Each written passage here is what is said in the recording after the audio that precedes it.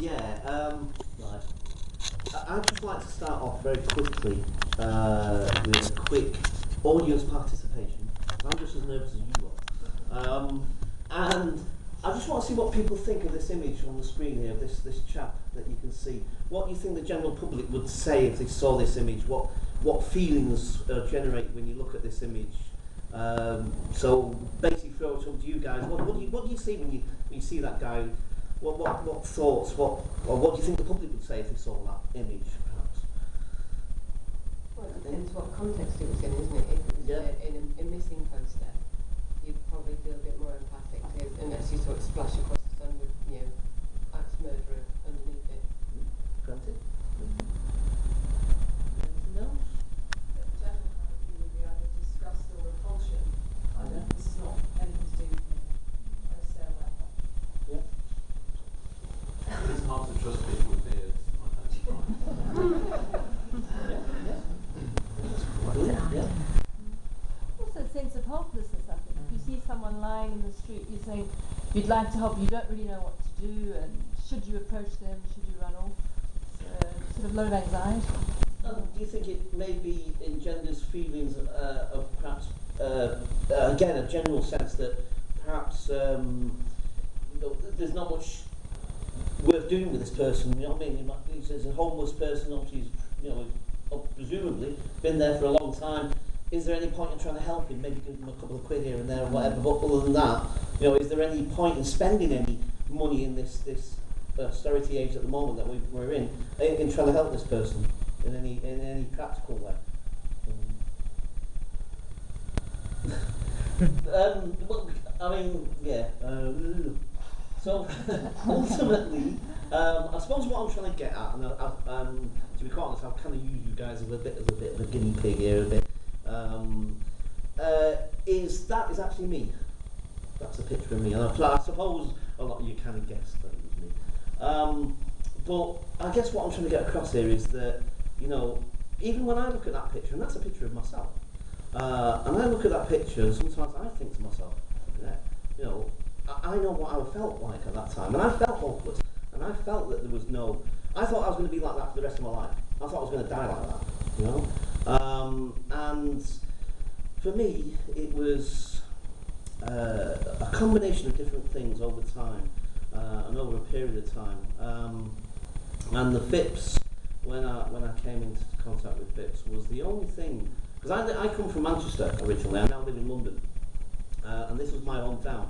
And that photograph was taken about 10 years ago, and I don't know if you can see that my hair is sticking up at the side there. Well, that's actually because there's Evo stick on it, because I was knocking about with some guy on the street there at the time. We had a disagreement, he put glue on my head, and anyway, the thing is that we were living in a squat, and I came that close. I could have been one of those guys that was actually doing a life sentence, because I literally came that close to killing that guy that night. Because something snapped in me when he did that. I've been sniffing glue all day myself, sort of thing, so obviously that didn't help. But I just went completely bonkers, and the guy was in the corner like this, and I was kicking his head as if I was trying to score a goal for England, and this like, the only way I can describe it is like a disembodied voice came out, and it wasn't me. It didn't sound nothing like me. It was really scary, really freaky. And it said, like, we had a pitchfork in the corner that we kept as a way of sort of protecting ourselves if anyone tried to harm us in any way. And this voice said, you've got to get that pitchfork, make sure he doesn't get back up, because if he gets back up, he's going to stick it in you. And I read for a split second, I believed what this thing was saying, and I was going to reach for this pitchfork, but luckily, because it was so freaky, it literally sounded like it would come out of the ether almost. It was really weird, and it scared me. And I pulled back, and I went away for a few hours, and I came back, and luckily everything calmed down. But like I say, that was just one incident, and it's happened a few times before. For me, like I say, most of the services wouldn't touch me. I'd say Manchester, most of the services in Manchester, the psychiatric services eventually got to the stage where they just washed their hands of me, because I was self-harmed since I was 18 years of age. And of course, every time I went to A&E, it was the same old story. And I even remember one particular instance where one of the, I don't know if they still have these people anymore, but like the matron type nurse. And she came into, you imagine there's a room full of people all waiting to be seen in A&E sort of thing, and I'm sat there and there's blood pouring out my eye. And the nurse came over to come up to take me to a cubicle, and whatever she is, the head lady sort of thing, she turned around in front of everybody, in a loud voice, no, we don't want anything to do, he's just a time waster, just a waste of space, don't want to know him. I felt so humiliated, and I felt really, really bad. Because at that minute, it was like Watson, as if it had been planned, a crash trolley comes crashing through with some old gentleman on it, sort of thing, with all pipes and all the rest of it, sort of thing. And I felt really, really terrible. And the thing is that, that's really, at the time, was my only way of expressing how I felt. I couldn't express it any other way sometimes. It was, that was like, help, please, help, because I can't deal with this anymore. But, anyway, sorry, yes, I am a bit of a talker, and I tend to I always get shouted at this because yes, sorry, so I'm not very concise sometimes. So where are we going now? Right, so yeah, dialectical behaviour therapy. When I got introduced to that was brilliant. That was really good because there's a lady called Marsha Linehan, American lady who wrote that. Turns out she's one of us. Actually, just recently been revealed in the New York Times. She's actually one of us. She's actually got the same disorder. But anyway, the thing is that, as I say, when I read that book, we get a handbook that we're given when we do it in a group. We do it in group and one-to-one therapy. And I read this book, and I went, oh wow, somebody's written a book about me. I saw myself in those pages. I really did. I saw myself there. And it was like, for the first time in my life, because I must admit, all the behaviours, all the going to prisons for this, that and the other, all sorts of stupid things, fighting with the police and all sorts of nonsense that I'd gone through for most of my life. Some of it started making sense in these pages. I was like, wow. And that gave me the bedrock, the base to build the life that I'm starting to create for myself. I now have my own flat.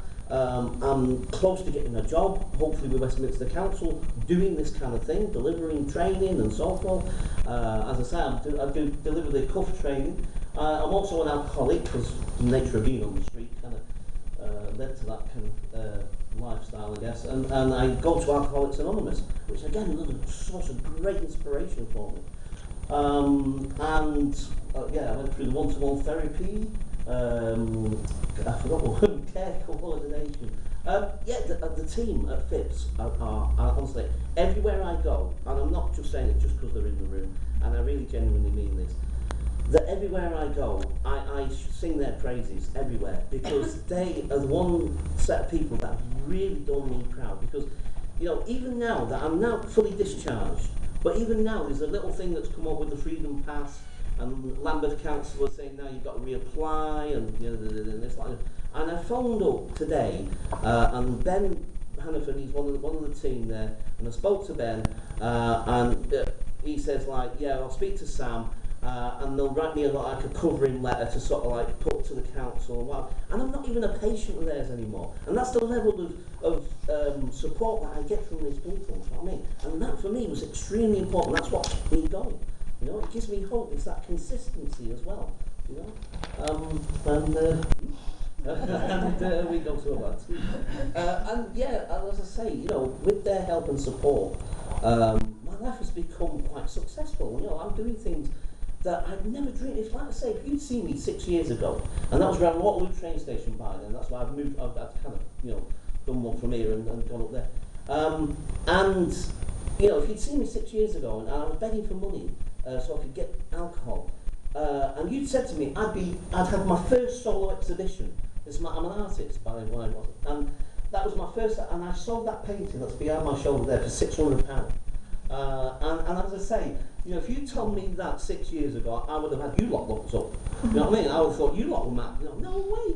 I'm going to be on the street for the rest of my life. And this is what I'm doing now. That was one of the proudest moments. And there was a funny thing. I was watching Star Trek last night. I love Star Trek. And they were on about this thing where there's a perfect moment. Is there a perfect moment in your life that you can think of? A perfect moment.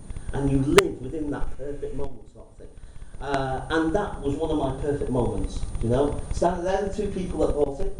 That's Nolia, she's the lady that runs the gallery. She's a lovely, lovely lady. And as I say, I'm also delivering the cuff training as well. And I'm a published author now. I've published in the Housing Care... what's it called? Housing care support. Yeah, Housing Care and Support Journal. Co-written a paper with the chap that I'm working with, John Connolly, who's been another big influence on me because, again, it's about not being the John Merrick of the services. You know, the John Merrick, the Elephant Man, wheel him out, here's one we made earlier, sort of thing. Do you know what I mean? You know, the fact is that I'm not being treated like that. Do you know what I mean? I'm being treated as an equal and as a valued member of the team, sort of thing. And John Connolly does exactly the same with me, sort of thing. So I know I'm running out of time, and I don't want to sort of. But finish on your perfect moment. Yes, and basically that's me at Hopkinson House, working with working with homeless guys who are still drinking, and I run an art class at the